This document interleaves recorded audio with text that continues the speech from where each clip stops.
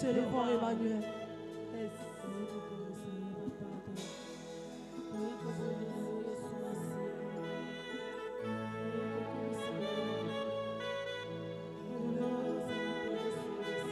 Topusani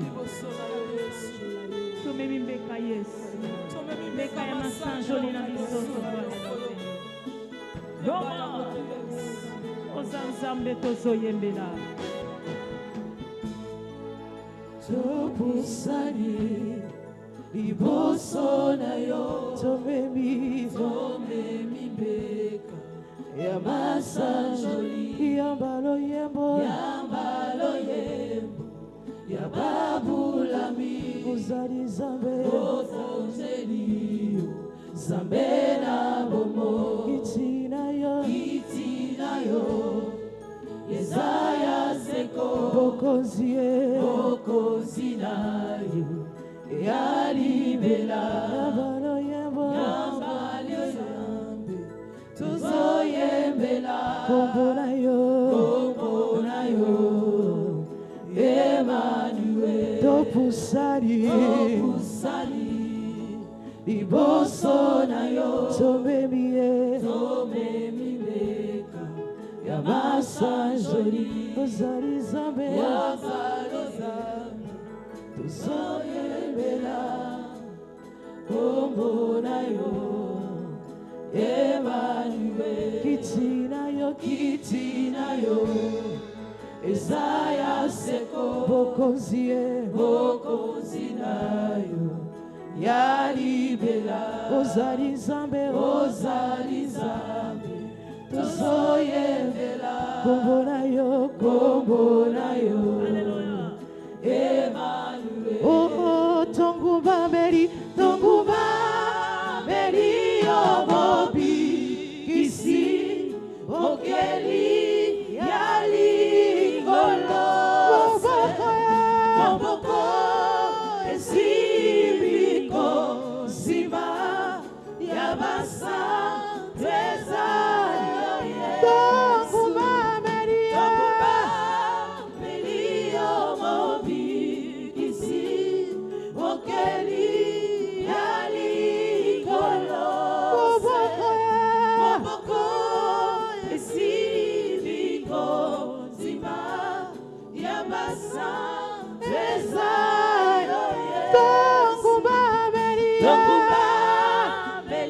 obobi kisi okeli yali golo moboko esibiko zima yabasa tweza bipaye ofatiamba loyemo yamitemo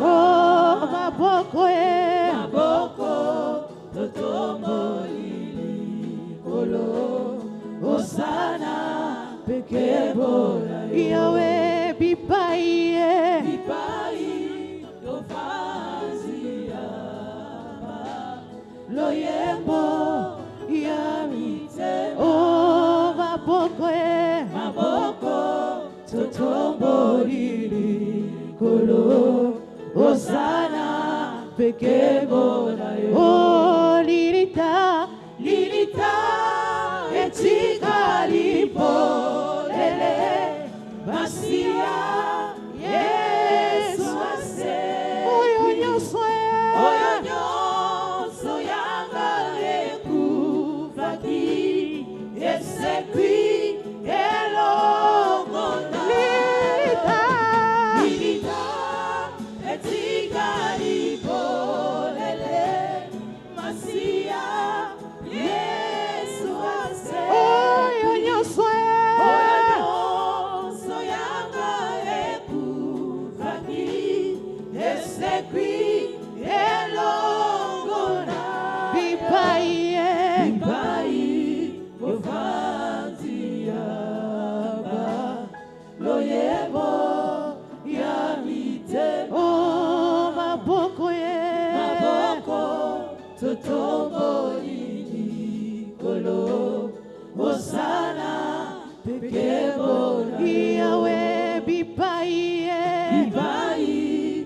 Faziyamba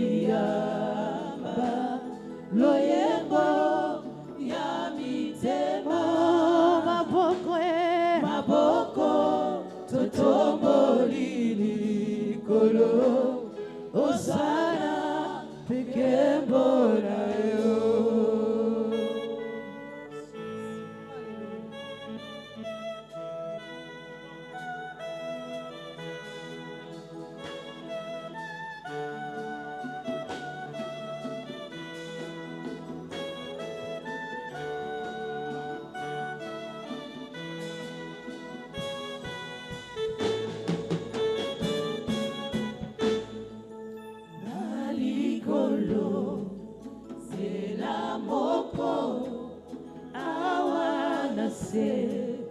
Mokotea ukadi na yo na anguya na kembo yozazambe. Alléluia. Le ciel est ton trône, et la terre ton marchepied, mais tu y habites dans mon cœur, Quel privilège d'avoir un Dieu si merveilleux et si bon. Tongu mami,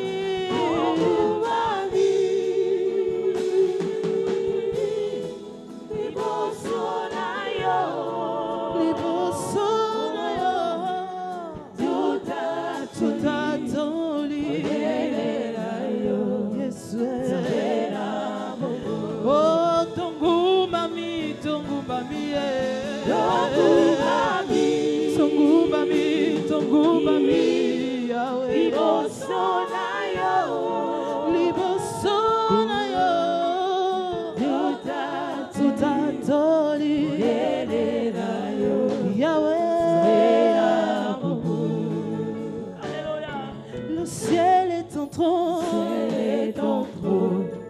la terre ton marchepied, mais tu y habites dans mon cœur. Quel privilège d'avoir un Dieu si merveilleux et si grand. Tongu et longo na mongelu tukoyemba mo santu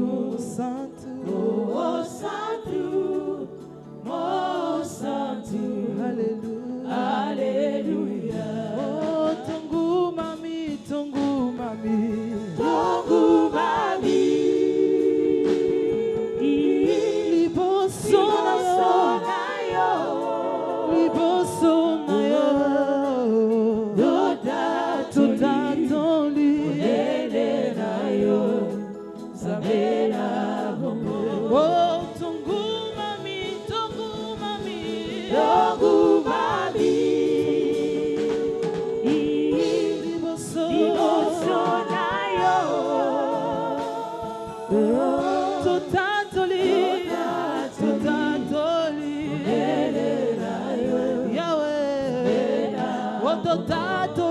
Totatoli na tongwa lelo.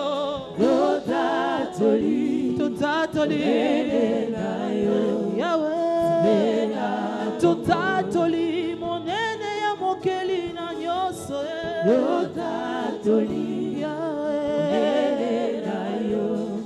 Sabela gomo. Alléluia. Oh, nos mains sont levées. Nous voulons t'élever. Nous voulons t'adorer. Alléluia. Alléluia. Nos mains sont levées. Nous voulons t'élever, t'adorer. T'adorer, oh.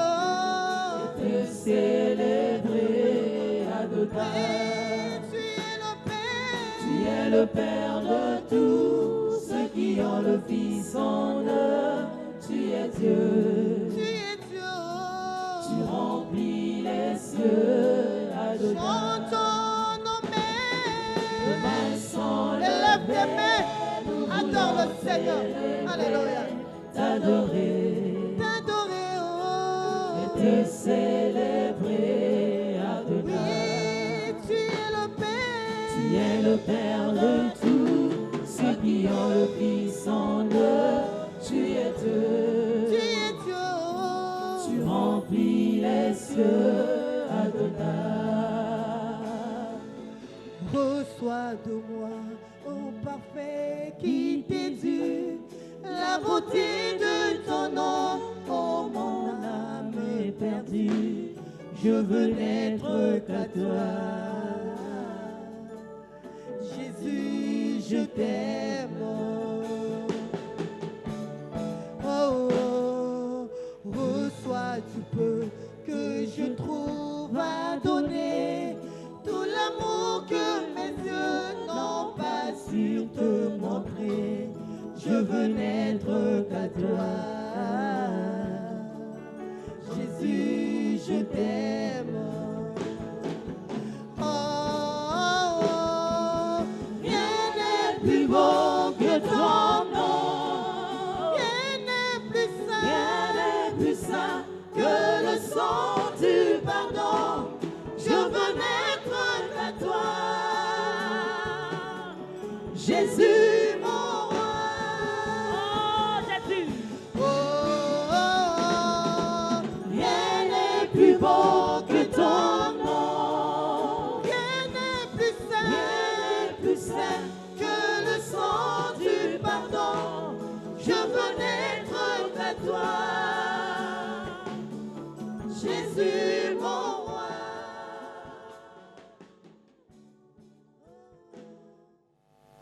Alors, sans plus tarder, bien-aimés, notre texte s'intitule Les 4 personnes qui déterminent ce que ta vie sera. Naboye likambo na biso elobi ete bato mine oyo bazotalisa lolenge bomoi na yo ekozala. Suis-moi. Sika walanda ngai. Si tu veux que ta vie protégée contre le mal de la nature, Soki olingi ete bomoi na yo ebatelisa je vais na mabe ya te mokili. ce matin 4 personnes Nakotalisa yo tongo na lelo bato mine. que tu dois prendre, tu dois faire très très attention Oyo esengeli yo bakosala penza de keba discerner ta vie, ya kososola bomoi na yo pas que tu risques d'aller de n'importe où, po ete mokolo moko te okoka kokende ou lipwa de faire renverser ta vie. to mpe ya koyeba kokweyisa bomoi na 4 yo. personnes Eza na bato que je mine vais te présenter. oyo ngai nakotalisa yo Prudent ou prudence. po ete yo tikala mobali oyo aza ekenge to mwasi oyo aza ekenge. Vous êtes prêts? Amen. Première personne Moto ya qui liboso doit déterminer pour ta vie, oyo esengeli atalisa bomoi na yo tu dois déterminer oyo esengeli yo yeba pour ta vie mpo na bomoi na yo tes parents biologiques. baboti oyo babota yo. Amen. Amen. Amen. Amen. Première personne, Moto ya liboso tes parents biologiques. baboti na yo Ce sont tes parents biologiques ezali baboti na yo babota yo qui vont déterminer comment sera ta vie. oyo bakotalisa lolenge bomoi na yo ekozala. Prenons la parole. Tozwi liloba Ézéchiel chapitre 16, verset 1er à 4. La parole de l'Éternel me fut adressée en ce mot. Fils de l'homme, fais connaître à Jérusalem ses abominations. Tu diras, ainsi parle le Seigneur l'Éternel à Jérusalem. Par ton origine et ta naissance, tu es du pays des Canaan. Ton père était un Amoréen et ta mère une Étienne. À ta naissance, au jour où tu naquis, ton nombril n'a pas été coupé, tu n'as pas été lavé dans l'eau pour être purifié, tu n'as pas été frotté avec du sel, tu n'as pas été enveloppé dans des longes. Amen. Amen. Un jour, mokolo moko Dieu prophétise au travers de son serviteur Ézéchiel. nzambe ake kosakola na nzela mosali na ye Il dit, Ezekiel. dis à Cana, alobi loba na Kana c'est-à-dire la ville de Cana. eyi koloba ngumba oyo ya Kana. Si Cana Soki Kana est en train de vivre de tels malheurs, ezali kobika to komona bapasi ya parce boye que sa malédiction po ete elakeli mabe na ye est sortie de son père biologique. ebimi na nzela ya tata oyo abota ye. Dis à Cana. Loba na Ce Kana. qu'ils sont en train de subir là. Oyo bango bazo kuta nango C'est la wana. malédiction. Ezali Était elakeli sortie de mabe. la bouche de leur père, de leur ancêtre l'autre. Ezali oyo bimaka na monoko ya koko na bango l'autre. Cana a commencé de payer Kana bandi des kofuta. choses que lui n'avait pas fait. Na boye makambo oyo asalaka te. Alléluia. Amen. Pourquoi ces malheurs touchaient à Cana? Pona nini mabe wana ezali kosimba na Parce Kana? qu'il était de l'origine de Cham. Po ete ibango bazalaki oyo babimaki na nzela ya Sham. Mon frère, ma soeur, Ndeko mwasi ndeko les mobali. premières personnes Bato ya qui liboso. peuvent être le danger pour et ton avenir, Oyo bakoki kozala ta vie, likama mpona ce sont bomoi tes na parents yo. biologiques. Ezali baboti oyo ya yo. Toi, en tant qu'un enfant de Dieu, Yo na kozalaka il mwana na faut que tu Nzambe. examines Esengeli yo de sosola. quels parents que moi je suis sorti. Na baboti oyo wapi ngai na bimi. Soyez bénis.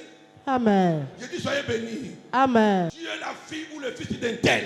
Ozali mwana ya mwasi to ya mobali ya moto songolo. Votre père marchait dans une ou dans des malédictions. Na boye tata na bino azali kotambola kati na bilakeli mabe. Alléluia. Amen. Qui avait cet impact Oyo ezalaki na bilembo na yango. jusqu'à plus de 20 générations. Kino kolanda bikeke tuku Comme toi mibale. tu es sorti de cette origine-là, Lokola yo bimi kati na nzela wana. tu es aussi victime de cela. Yo po kosimbama na yango. Nous marchons ici, bien-aimés, Tozotambola awa avec des balingami. malédictions. Na bilakeli de nos mabe. parents. Ya baboti Avant na que je biso. ne pas de tes parents biologiques. Yambo ete na loba no na baboti oyo Mais pourquoi babota. nous mourons aujourd'hui? Kasi mpona nini Pourquoi nous tozokufa tombons lelo? malades aujourd'hui? Mpona nini tozobela lelo? Kolandisama maloba. Lesquels qui étaient à l'origine? Banani bazalaki na Pas ntina. Adam et Ève. Ezali Adamu na Eva te. Quand Adam et Ève étaient là, Tango Adamu na Eva bazalaki. toi tu étais là. Yo ozalaki wana te. Tu comprends la puissance de la malédiction parentale. Na boye ozososola nguya elakeli La mabe puissance oyo ya de la malédiction libota. parentale. Na boye nguya ebilakeli mabe ya Nous sommes sortis libota. d'Adam et Ève. Tobimi na nzela Adamu na Dieu les a Eva. maudits. Nzambe alakeli bango Aujourd'hui nous mabe. payons. Lelo biso C'est que Dieu tozofuta. a rappelé à Cana. Ezali oyo Nzambe azongelaki koloba Ta na vie est en Kana. danger. Bomoi na yo eza kati na likama. Pleure jour et nuit. Ozolela butu lokola Parce moi. que tu es sorti. Ezali po ete yo obimi Amen, na amen, nzela Kana. Tu es Amen. sorti des Cham. Obimi na Sham. Alléluia.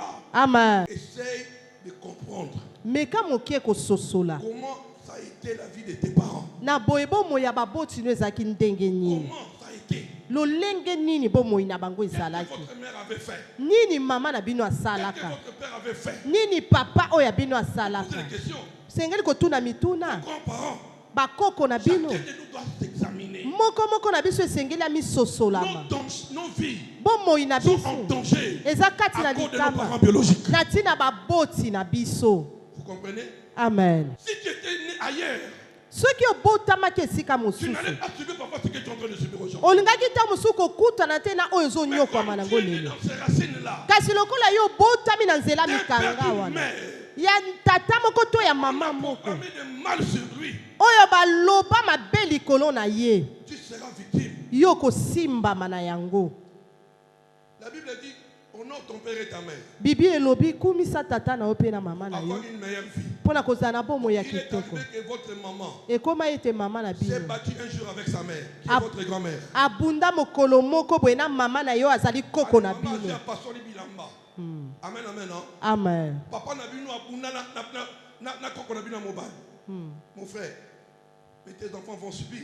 Na boye bana na yo Tes enfants bakonyokwama. vont subir. Bana no bakonyokwama. Parce que ma maman n'a pas côté, papa n'a pas côté. Amen. Les enfants qui sont nés sous des familles maudites, Bana oyo babotami na se ya mabota oyo elakelama ils mabe. payent aujourd'hui. Bazofuta yango Tous lelo. nous sommes des victimes. Biso nyonso tosimbami na Je yango. parle de ça à l'église ici. Nalobaka yango na eglise ya awa. Moi, je maîtrise bien la malédiction de mes parents maternels.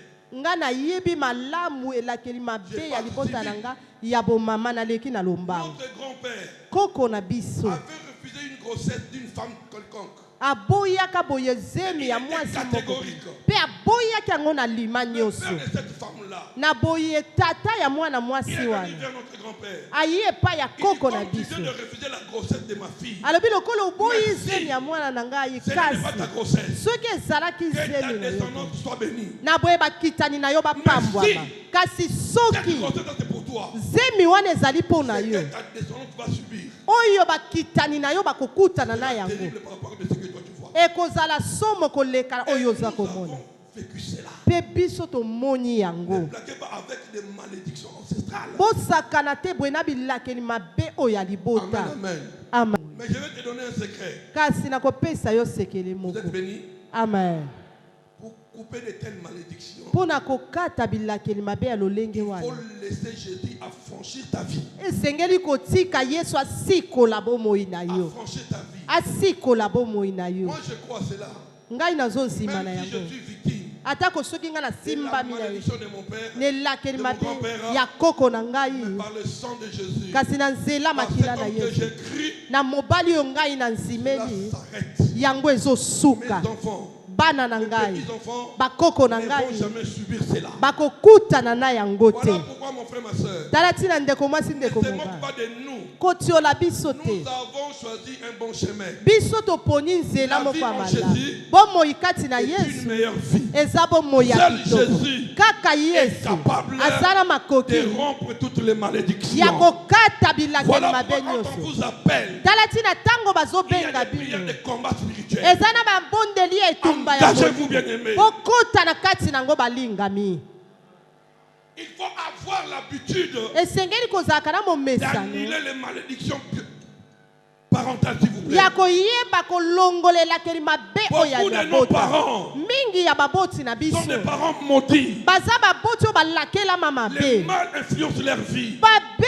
eza mpenza La kolengisa bomoi na malédiction bango influence leur vie. elakeli mabe ezosimba bomoi na bango Amen, amen. amen Amen, amen. Mon amen frère, ma soeur, ndeko mwasi ndeko un enfant mobali qui est né dans une famille pauvre, mwana moko abotami kati na libota ya babola toute son enfance, na boyeboye elenge na ye il nyonso va vivre que la pauvreté. akomona kaka makambo ya bobola Elle vient d'où? euti wapi Par ses parents. na nzela baboti na ye Soyez bénis. amen Soyez bénis. amen Un enfant qui est né dans une famille riche, kasi mwana oyo abotami na libota moko ya bato ya il mbongo doit profiter esengeli Pour yazwa bénéficier. nzela to mpe alongo bana de la grâce de leurs parents. na ngolu oyo ya baboti na ye Ce que tu subis là, oyo yo ozokutana yango lelo awa c'est la qualité des parents que tu es sorti. ezali lolenge ya baboti oyo bipai yo bima Alléluia. amen Alléluia. amen Dans son palais, tous s'écrient. gloire Dans son palais, tous s'écrient. gloire Quelqu'un peut acclamer pour la gloire du Seigneur. moto akoki kobeta maboko mpo na nkembo na nkolo Laisse-moi te dire, tikanga na tu es yebisa comme tu es aujourd'hui. ozali oyo oza lelo Un parent on a parlé de mal de lui. moboti moko baloba mabe mpo na ye Toi, cet homme, yo toi, mobali tu oyo n'iras jamais loin. yo kokende mosika Tes te enfants vont souffrir encore de toi. bana no bakonyokwama na ntina na Tu es yo sorti de cet homme-là. soki obimi na nzela mobali Ça va wana se réaliser. ekokokisama À moins que ce soit une malédiction sans raison. na boye ntango mosusu ezala elakeli mabe oyo ezangi ntina Si dans la réalité, soki kati na à bosolo cause de nos parents, na ntina baboti na biso et ils sont maudits mpe bango balakelami par mabe les fautes, na nzela ya mabe na nous bango devons subir leurs influences. biso tokoyeba komona pasi na bilakeli mabe na bango Alléluia.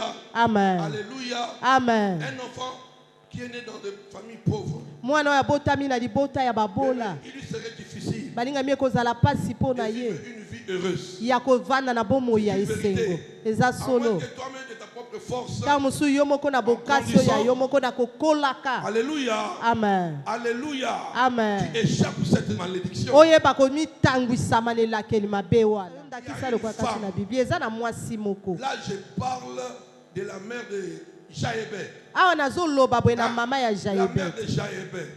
Cette femme-là, mwasi wana durant sa grossesse, na ntango azalaki na zemi tellement qu'elle tombait malade, lokola azalaki kobela elle ebele avait tant de difficultés. azalaki na bakokoso ebele Elle souffrait beaucoup. azalaki konyokwama Quand elle mingi a mis au monde, ntango ya boti elle s'est dit, amilobi l'enfant, là, on l'appellera Jaébé. bakobenga ye jaebe Jaébé, dans la langue araméenne, veut dire la souffrance. yango kati na C'est-à-dire ndinga wana elingi koloba elle bwale donne à l'enfant le nom apesi na mwana conformément de ce nkombo qu'elle a subi. kolandisama oyo akutanaki nango na zemi Jaébé grandissait mpe jaebe azalaki dans kokola la souffrance horrible. kati na pasi moko ya Sa mère koleka était déjà morte. mama na ye asilaki Celle qui kokufa avait donné le nom là. oyo apesaka ye Mais en nkombo wana grandissant, kasi na L'enfant kokolaka voit son nom. mwana amoni nkombo na ye jaebe Fais dire la souffrance. elingi koloba pasi Les souffrances na boye babwale commencèrent, bien aimé, ebandaki d'agir dans sa vie. kosala na bomoi Cet na homme ye s'est dit non. mobali wana Il faut que alobi je te consulte Dieu. esengeli nakende Il est kotuna allé nzambe consulter Dieu. ake kotuna Il dit, nzambe Seigneur, alobi mokonzi Si soki tu m'enlèves cette malédiction, olongoli nge elakeli tu mabe me fais oyo quitter cette souffrance. obimisi nga kati na pasi Amen, amen, oyo. non. amen Tu me parles de cela. olongoli nga na kati na Il yango fait un vœu. ayebi Et kolaka la Bible nzambe dit mpe bible Dieu a elobi écouté sa prière. nzambe ayoki Nous losambo sommes à l'heure. tokomi que na chacun ngonga de nous- oyo moko na biso Écoute-moi. yoka ngai Manger, boire, kolia komela s'habiller, kolata travailler. kosala. C'est pas mauvais. Eza mabe Mais ce que te. je te dirai, kasi oyo tout ce que tu peux nakoyebisa gagner, nyonso oyo si okoki la kozwa malédiction parentale, kasi soki elakeli mabe oyo ya Influence ta bakoti vie, esimbi tu bomoi risques na un yo jour, okeba mokolo moko alléluia, amen de revenir à zéro. ozonga boye lokola moto Nous atina avons connu te des hommes sur la terre, biso toyeba bato awa na se na mabele des grandes personnes. bato minene Ils possédaient tout. bazalaki na biloko Ils nyonso sont morts dans des conditions terribles. kasi bakufa na lolenge moko ya pasi ya koleka Deuxième oyo ya mibale personne moto ya mibale que tu dois tirer l'attention, oyo esengeli yo benda bokebi c'est ton père spirituel. ezali tata na yo ya molimo La première personne que je vous ai parlé, moto ya liboso nalobeli ce bino sont tes parents biologiques. ezali baboti na yo ya makila Amen, amen. Non? amen Ils peuvent être à l'origine de ta souffrance ou de vos souffrances. bakoki kozala ntina ya pasi oyo ya Amen, bino amen. Non? Amen. Toi, en tant qu'enfant de Dieu, kasi yo nakozalaka mwana na cherche le nzambe moyen luka par la nzela vie des prières. na nzela bomoi ya Quand je vois losambo dans un groupe quelconque à l'église, na boye kota kati ya lisanga moko na Amen, amen, eklesia non. amen il faut prier Dieu. esengeli kobondela Abandonne les nzambe mauvaises voies. tika banzela Cherche oyo ya la face de mabe l'Éternel luka elongi na yawe pour sortir. mpo na kobima na kati ya likambo wana. Deuxième, oyo ya c'est ton mibale père spirituel. eza tata na oyo ya Mon molimo frère, ma soeur, ndeko mwasi ndeko mobali tu dois examiner ta vie spirituelle. esengeli ososola bomoi no ya molimo Quel est le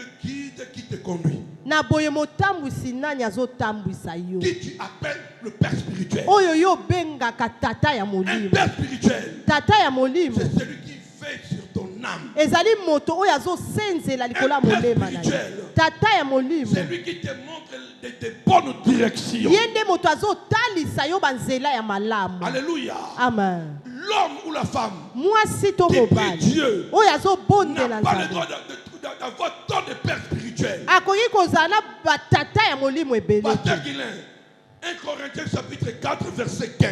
1 Corinthiens chapitre 4 verset 15. Car quand vous auriez 10 000 maîtres en Christ, vous n'avez cependant pas plusieurs pères, puisque c'est moi qui vous ai engendré en Jésus-Christ par l'évangile. Amen. Ah. Ça, c'est l'apôtre Paul qui s'adressait aux Corinthiens. awa toma polo nde azali koloba na Car vous auriez bakorinte 10 000 maîtres en Christ. nzambi bokozala na balakisi koto Vous moko na kati na n'avez kristo cependant pas plusieurs pères. kasi nzoka nde na ntango wana boza na batata ebele te Puisque c'est moi qui vous ai engendré en Jésus-Christ par l'évangile. po ete ngai nde moto naboti bino na nzela na yesu kristo na sango malamu Mais éviter de mettre tous les hommes de Dieu, tu les considères comme tes pères spirituels. na boye keba kozwa bato nyonso ya nzambe yo ozwa bango lokola batata na yo Ce ya sont pour molimo toi des maîtres. bazali mpo na yo Je balakisi te demande de les respecter. nasengi yo Je t'ai pesa pas dit bango de respecter lokumu seulement l'apôtre Claude. nalobi na bino te botosaka toma Je claude vais être aussi pour toi un maître. nakoki pas un père. kozala mpe mpo na yo molakisi kasi Mais tata ce qui est te vrai, kasi oyo eza solo un fils de Dieu mwana na Une fille nzambe de Dieu mwana ya mwasi ya doit, nzambe doit bien préciser son père spirituel. esengeli malamu ayeba kolimbola tata oyo aye ya C'est ce que je molimo vous donne. oyo toli Parce nazopesa que na bino chacun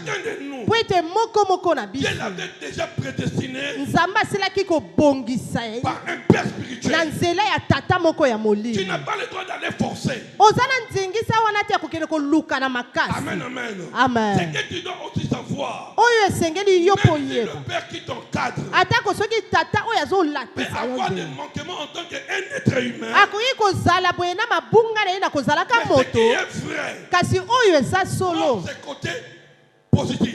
Zuangambo na ye oyo ya malamu. Amen, amen. Amen. Amen, amen. Amen. Parce qu'aucun être humain Po ete moto moko te na se na peut mabele être oyo. en bonne condition comme Jésus-Christ. Akoki kozala alima penza lokola Yesu Est-ce que vous Kristo. me suivez? Amen. Est-ce que vous me suivez? Amen. Il y en a de ces personnes bien aimées. Ezana bato oyo S'ils balingani. sont encadrés par de telles personnes, Oyo batam soki batamusami vous na bato sentez que ndenge leur wana. vie spirituelle Bokomona ete bomoi na bango ya est molimo. attachée avec ton père, Lokola ye azali ya kokangama na cette tata na personne ye. avance. Moto wana azokende Voilà liboso. pourquoi je te dis, Tala ntina na faites très, yebisi. très attention. Sala keba. N'engage pas ta spiritualité Yo kokotisa te bomoi na yo ya molimo. en soyant dirigés Na par kotambwisamaka n'importe qui. na moto nyonso. Alléluia. Amen. Le Père spirituel Tata ya molimo. est celui qui t'a engendré pour la grandeur.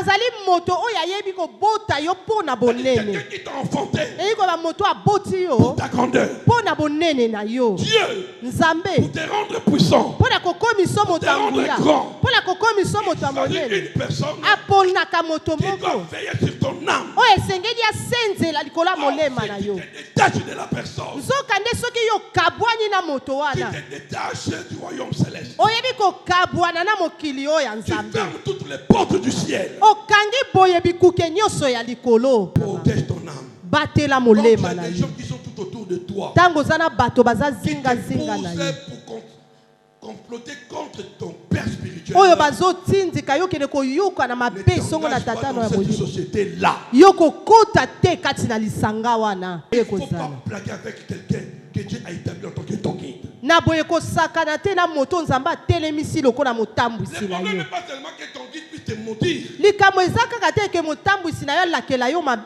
Bien même Moïse, Balingami Mose. et peut-être vous me suivez, Amen. Moïse, Mose il était le cadet de la famille. azalaki leki kati Ils na étaient à libota, trois. bazalaki bango Aaron, misato, Arona, Myriam, et Miriam lui le cadet. mpe na ye leki. Mais Dieu l'a établi comme leur père spirituel. Kasi Nzambe ake kofandisa ye lokola tata na bango ya molimo. Un jour, Moïse a commis une erreur grave. Mokolo moko Mose asali C'est libunga lui moko qui ya avait makasi. ordonné Ye nde moto apesaka nzela aucun des Hébreux ete moko te ya n'avait bana droit na de prendre ebele une femme égyptienne ou un homme égyptien. aza na nzingisa boye C'est-à-dire ya de ne kobala pas se marier avec un étranger. moto moko te abala boye na Lui-même, mopaya. Moïse, Ye moko Mose est allé trouver une femme égyptienne. ake kozwa mwasi na mboka Ce Egypte qui était vraiment catastrophique, oyo ezalaki mpenza c'était libaku ya pas les gens qui monene, lui l'encadraient, ezalaki te bato oyo ses azalaki propres kokolo parents, baboti na ye moko son frère et sa sœur biologique, na boyekana na ye ya mwasi commençaient mpe ya à conspirer mobali contre lui. babandi koyoka na mabe Ils se esongo moquaient de Moïse. bazalaki Or, kotiola Moïse Mose. n'était pas là. Nzoka Mose azalaki wana Et Dieu apparaît à ces deux personnes. mpe Nzambe abimeli Il dit, vous moto deux, alobi bino qui vous mibale, a donné l'autorisation nani apesi de se bino moquer de nzela mon homme? ya kotiola moto na ngai. Amen, amen, non. Amen. S'il a commis des erreurs, Soki asali ça mabunga m'a d'arranger avec lui. eza nde ngai Ce n'est pas de nabongisa votre na droit. ye ezali nzingisa na bino te. Yo Miriam. Kenya na kata désert. Ozo passer par ce chokuna lèpre. Paf. Moïse est venu. Mose aye Il aperçoit que sa sœur, amoni ete ekana na ye ya mwasi frappé par la lèpre, asimbami na mboko na il maba a commencé de supplier Dieu. abandi kobondela Dieu lui dit, Nzambe. Nzambe alobi na Même ye si tu as eu pitié de ta sœur, ata koyokeli c'est kana que no moi j'ai pris comme décision oyo ngai Toi, nazwi tu n'as pas lokola le droit. ekateli yo oza na nzingisa te de refuser cela. ya kolongola yango. Alléluia. Amen. Mon frère, ma sœur, Ndeko mwasi ndeko sois en mobali communion avec la personne ou les personnes que Dieu a mis devant toi. Amen. Et mais troisième personne, balingami moto ya le choix misato du conjoint ou des conjoints. na boyeli kopona ya mwasi to ya N'engage mobali jamais ta vie dans le mariage kokotisa te bomoi na yo kati na sans libali consulter Dieu. na ntango nani yo tuni Nzambe te. Si nous de notre part, Soki biso na ngambo na de biso commettre ces erreurs, tokweya kati na la mabunga génération wana d'aujourd'hui, kasi ekeke vous avez oyo la grâce de ya Dieu. bozwi ngolu na Le choix Nzambe du conjoint ou de la conjointe. koponama ya mwasi to ya mobali. Beaucoup payent Bato ebele bazofuta parce qu'ils n'ont pas demandé la volonté de Dieu. po ete bango batunaka te Ils n'ont mokano même na pas Nzambe. consulté Dieu. batikala kotalela Nzambe Aujourd'hui, te beaucoup sont des victimes. mpe lelo bato ebele oyo bakweyisami Tu as na mali admiré une femme osepelaki na à mwasi cause de sa moko beauté. na ntina Or, la kitoko beauté oyo n'est qu'une veine. nzoka nde kitoko eza eloko pamba na koloba Même les femmes atako sont basi trompées parce bamikosami qu'il a tant d'argent. po ete aza na mbongo Il est de la ebele famille de tel ministre. Azana libota ya toma boye. Tu te trompes par l'avance. Ozo kosa na libanda. Le choix. Kopona. Il y a des femmes, des hommes aujourd'hui qui disent Ezana pasi pele mibali lelo ba. si je savais. Soki na yebaki. Bien, ne blaguez pas avec le mariage. Alinga miboke bana likambo Toute la vie, libala. hein. Ezabo Le moyimo. mariage est sacré. Libale buli sami. Un homme peut te prendre à l'âge de 20 ans. Mobali moko iko zona mibu Passer atuko 60 ans mibali. du mariage. Bolekisi mibu tuko motoba ya Si ça ne libala. va pas, Kasi soki ezo simba c'est le te. calvaire. Hein. Eza boale. Tu as les 60 ans de souffrir. Okozala bwena mibu tuko motoba ya konyokwama. Amen, amen. Amen. Le choix. Kopona. Amen, amen.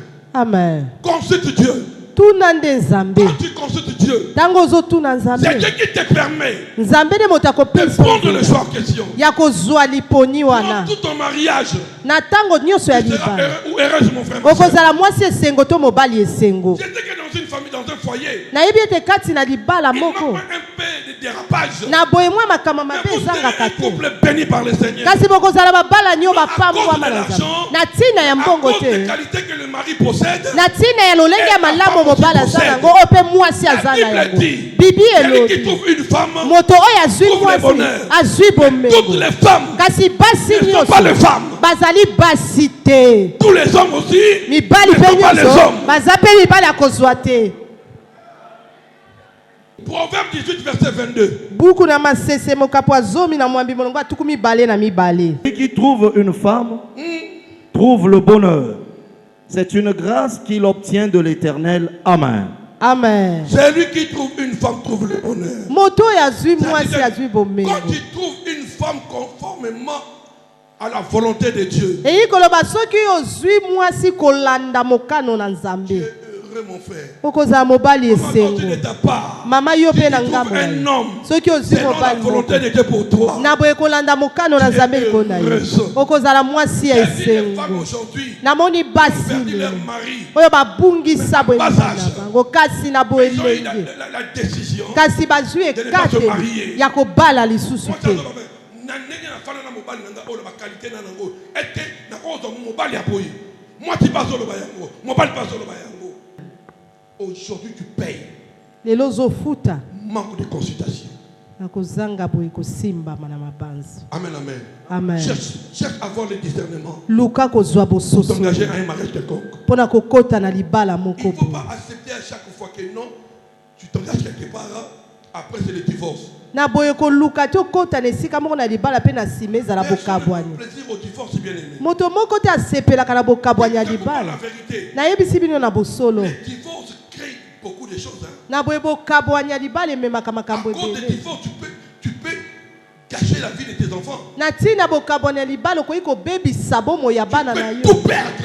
Okoki kobungisa mpenza nyonso. Ne prends pas plaisir à ça. Kosepelaka na yango te. Je te parle, non? Amen.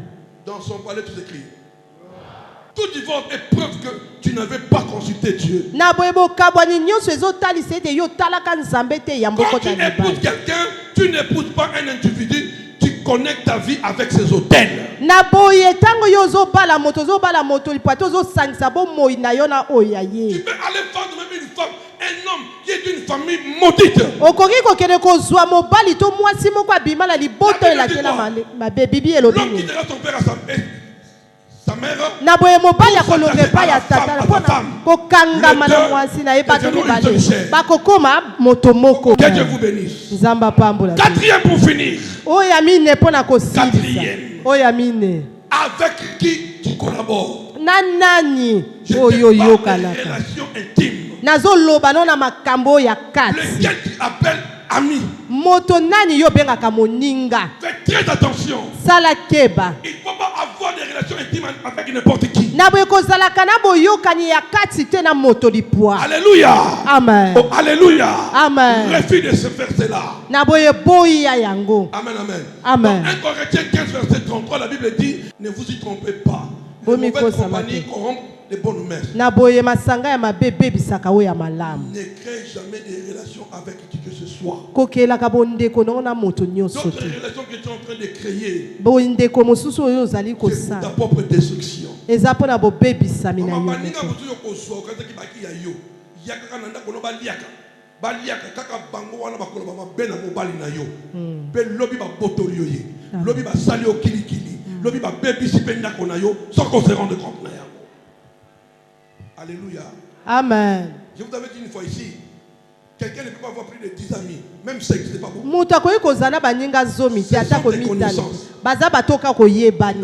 Un seul ou deux amis. Alléluia. Amen. Même mon frère, il y en a d'autres qui t'aiment à cause de ton argent. Je dis la vérité. Alléluia. Amen. Arrête là. Ta relation. N'introduis n'importe qui dans ta vie. Évite les mauvaises personnes. Et ne juge pas aussi les autres par leur apparence. Discerne les personnes qui t'approchent. Celles-là qui contribuent à ton avancement. Voilà les 4 personnes que le Saint-Esprit m'avait demandé de parler de ça. Gardez cet enseignement. Que le Dieu de l'apôtre vous bénisse. Amen. Amen. Beta maboko mama mololo mololo pona Nzambe.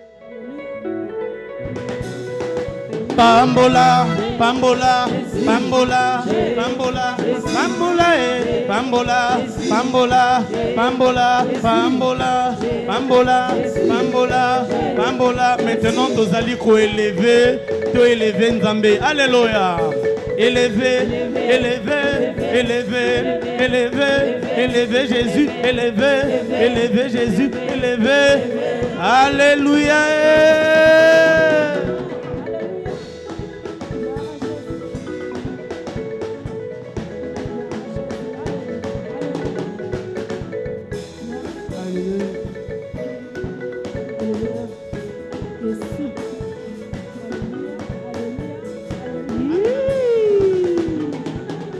Nabakombo nyonso awana se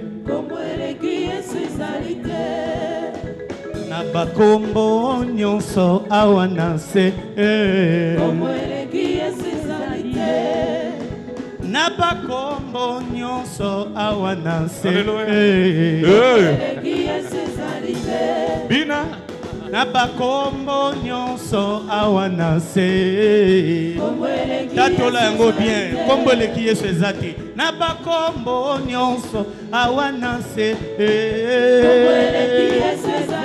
Oyemba kombo yo Kitoko Sikana yembela ye Nabakombo nyonso awana se Kombo eleki yesu ezalite Yemba kombo yo Kitoko Sikana yembela ye Nabakombo nyonso awana se Ozo bina bien cha Bina bien Ecclesia kotambola Tambola na yesu longo Epesaka eseko Anko tambola Tambola na yesu longo Epesaka eseko Maman ko tambola Tambola na yesu longo Epesaka eseko Oh yemba tambola Tambola Tambola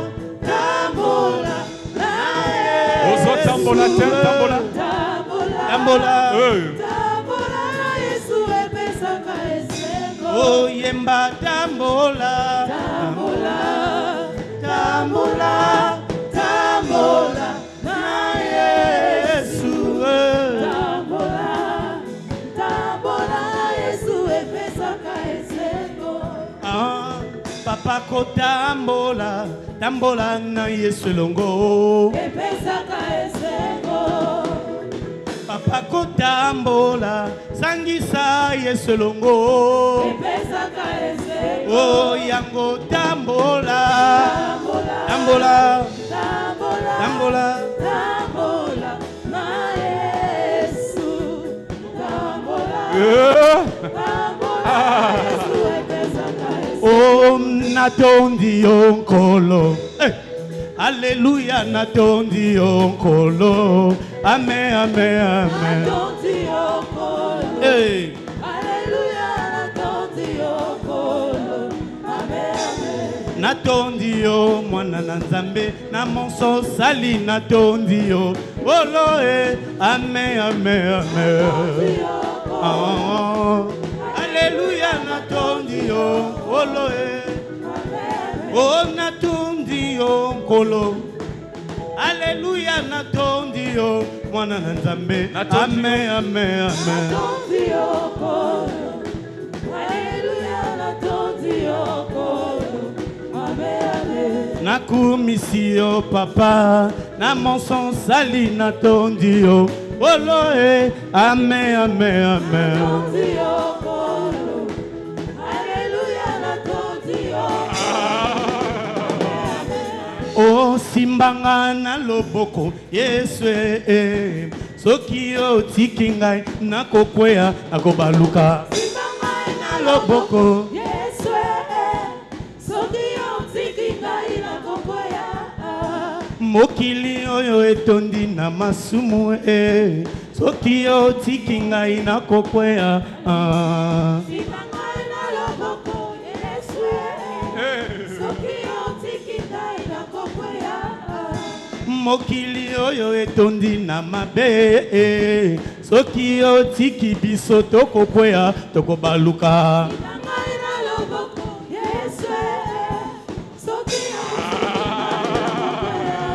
o yesu mwana nzambe bomoi nzela yesu mwana nzambe bomoi nzela yesu mwana nzambe bomoi nzela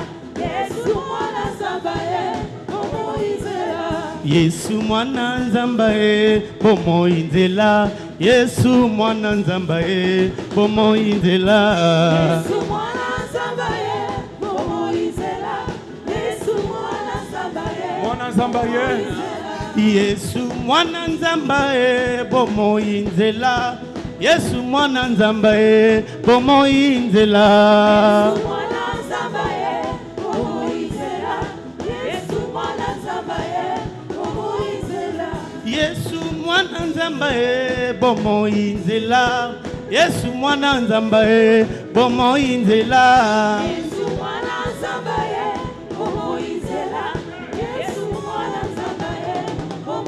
o simba yesu makasi yenda zali nzela ekomema bandimi na likolo leleleli lelele yesu makasi ye azali nzela ekomema bandimi na likolo papa simba yesu makasi ye azali nzela ekomema bandimi na likolo lelelelele yesu makasi ye azali nzela ekomema bandimi na likolo o simba yesu makasi yenda zali nzela ekomema bandimi na likolo lelelelelele yesu makasi ye azali nzela ekomema bandimi Simbanga kolo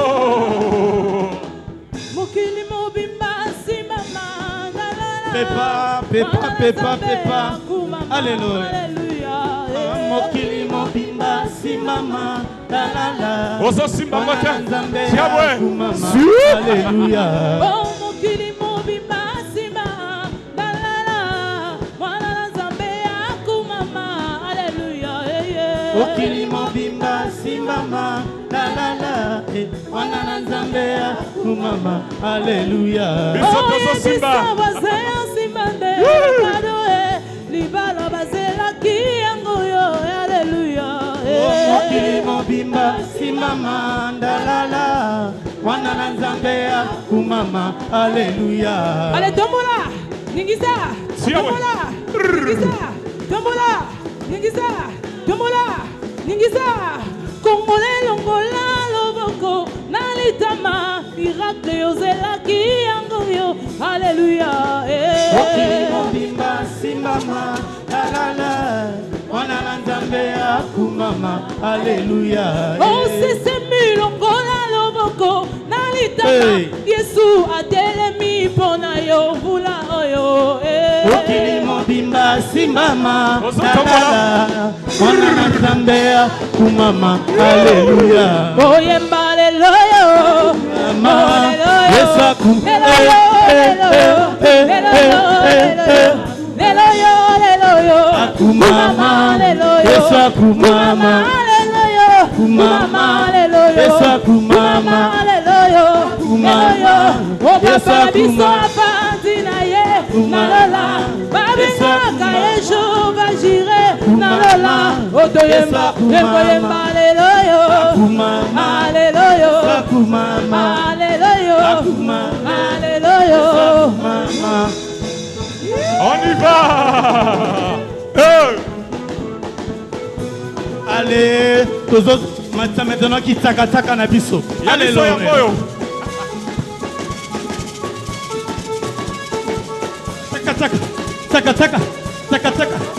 Taka. Ningisa.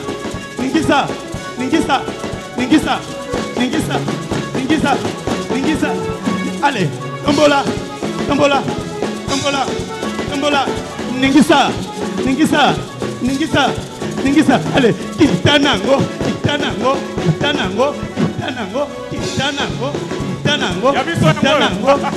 Allez, matanango. Ningisa.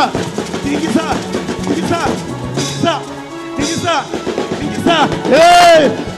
Kosalela nzambe za ese moninga ata na bapasi eza esengo moninga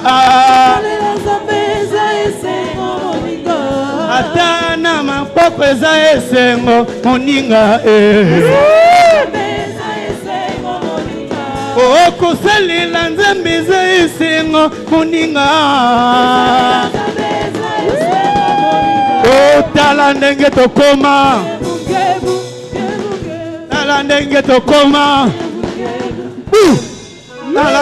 tokoma gebu tala lilite ekoma gebu papa Claude akoma gebu mama Emi akoma gebu biso nyonso tokoma tala ndenge tokoma tala ndenge tokoma tala ndenge tokoma biso nyonso tokoma tala ndenge tokoma bientôt tobimisa lisusu biso nyonso tokoma tombola ningisa taka oyo atangi etali tombolango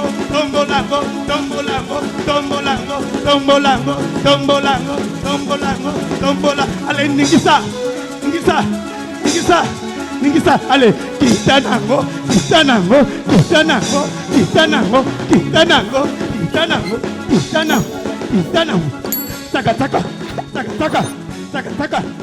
taka tombola tombolango